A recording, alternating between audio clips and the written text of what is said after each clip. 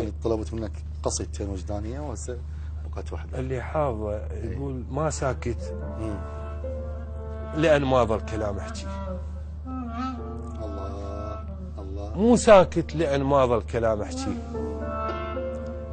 الكلام المو بوقت الوادي متمل، وشنه الفايدة لو كثروا واللي يحجون، اللي يسمعون الحكي بهذا الزمن كله. عايل من نخل ساكت ورفعت راس، شحلة من الورد بس يختل الظل. حتى اللي يطلبه منه تمره يريد ما يقبل يشوفه يدنق بذله.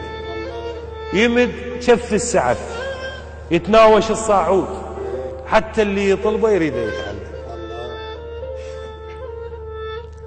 قلت له النجم عالي وكفك قصيره، وتتحمل ذنب من تحرج السلم. اي والله.